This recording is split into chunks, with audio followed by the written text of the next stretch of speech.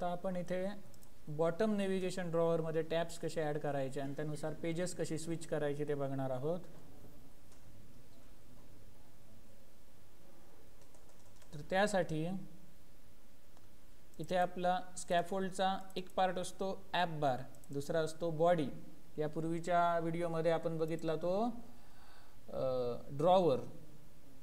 तसंच आणखी एक असतो ज्याचं नाव आहे बॉटम नेव्हिगेशन बार. या स्कॅफोल्डचा भाग म्हणजे स्कॅफोल्ड इथे संपतोय, मग हा संपण्याआधी मी तो इम्प्लिमेंट करू शकतो. बॉटम नेव्हिगेशन बार. आता ह्या बॉटम नेव्हिगेशन बारला मी ॲड काय करणार, टॅब बार नावाचं विजेट आहे जे आपण आता शिकणार आहोत. टॅब बार, टॅब्स. आता इथे आपण टॅब्सचा ॲरे देणार स्क्वेअर ब्रॅकेटमध्ये. मल्टिपल टॅब्स आपण ॲड करणार, टॅब्सचा ॲरे देणार. जसं आपण लिस्ट व्ह्यूमध्ये लिस्ट टाईल ॲड करत जातो तसं. मग आता हा टॅब आहे. मग टॅबमध्ये काय काय आहे बघा, child, height, icon, icon margin, की, टेक्स्ट असं आहे टॅब नावाच्या विजेटमध्ये. मग इथे मी एका टॅबमध्ये टेक्स्ट काय देतो, होम, आणि त्याला आयकॉन देतो आयकॉन विजेट आयकॉन्स डॉट होम. हे एका टॅबचं झालं. असेच मी अजून 2 टॅब बनवतो, होम, प्रोफाईल आणि सेटिंग्स. मग इथे मी काय देतो, प्रोफाईलसाठी हा आयकॉन जो इथे तुम्हाला दिसतोय आणि इथे सेटिंगचा आयकॉन जो तुम्हाला इथे दिसणार, आयकॉन्स डॉट सेटिंग्स. ओके. मग आता हे मी 3 टॅब्स ॲड केले. जर सेव्ह करून इकडे बघायला गेलो तर इथे एरर आलाय, no tab controller for tab बार.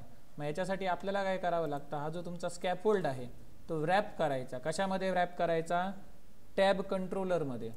याला राईट क्लिक करतो आणि रॅप विथ विजेट. ते विजेटचं नाव काय, default tab controller. Default tab controller. मग याच्या काही ॲट्रिब्यूट्स आहेत जी कंपल्सरी तुम्हाला स्पेसिफाय केली पाहिजेत. त्याच्यातलं एक म्हणजे काय, त्याची लेंथ, आणि दुसरं म्हणजे इनिशियल इंडेक्स. मग त्याची लेंथ किती मला टॅब बनवायचे आहे, तर 3 बनवायचे आहे.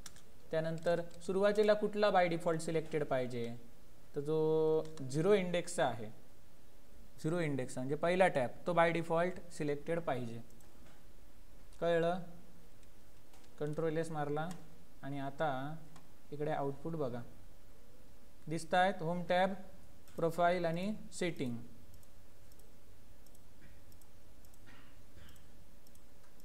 मग यांना सिलेक्ट केलेल्याचा कलर बघा, जरा जांभळा वगैरे होतो. हे सगळं तुम्ही कुठून चेंज करू शकता, या टॅब्सच्या प्रॉपर्टीज आहेत, टॅब बारच्या प्रॉपर्टीज आहेत, त्या तुम्ही एक्सप्लोर करा. त्यामधून सगळं हे तुम्ही चेंज करू शकता. आता महत्त्वाचं तुम्हाला काय दाखवायचं आहे की याच्यावरती क्लिक केल्यानंतर ती पेजेस ओपन झाली पाहिजेत. तर मगाशी मी जी पेजेस बनवली होती, ही पेजेस 3 ड्रॉवरसाठी, तीच पेजेस आता इथे ओपन करून दाखवणार. कशी ओपन करणार, तर सेम मगाच्यासारखं काय, ऑन क्लिक करणार.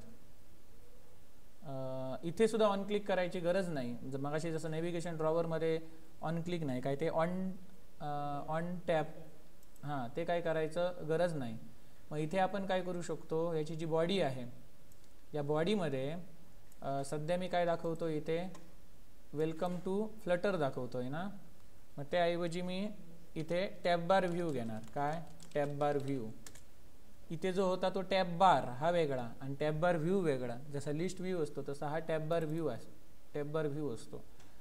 मग या टॅब बार व्ह्यूमध्ये मी चिल्ड्रनचा ॲरे पास करणार. मग याच्यामध्ये 3 स्क्रीनची ऑब्जेक्ट पास करणार. एक म्हणजे काय, होम पेज याचा ऑब्जेक्ट, दुसरं पेज प्रोफाईल पेज त्याचा ऑब्जेक्ट, आणि तिसरं पेज सेटिंग पेज त्याचा ऑब्जेक्ट. आणि सेव्ह केलं. सेव्ह केल्यानंतर इकडे बघू शकता, इथे इथे इथे हे दिसत आहेत बरोबर. मग आता इथे टॅब बघा, बाहेरचा जो आहे ॲप बारवाला, त्याच्या खाली हे आलेले दिसत आहेत. मग जो main.dart फाईल आहे याचा जो ॲप बार आहे याच्या टायटलची का आपल्याला गरज नाही ना, मग हा ॲप बार आपण काढून टाकू शकतो. आता बघा प्रोफाईल पेज, सेटिंग पेज, हाच जर कोड तुम्ही मोबाईलवर किंवा इम्युलेटरवरती रन केला तर तुम्ही असं स्क्रोल केलं डाव्या उजव्या बाजूला तरी ही पेजेस स्विच होणार. कळलं ना? जे ब्राउझरवरती सपोर्ट करत नाही, इम्युलेटरवरती करतो. असं स्क्रोल केल्यानंतर. कळलं? मग अशा प्रकारे आपण हा टॅब बार बघितला.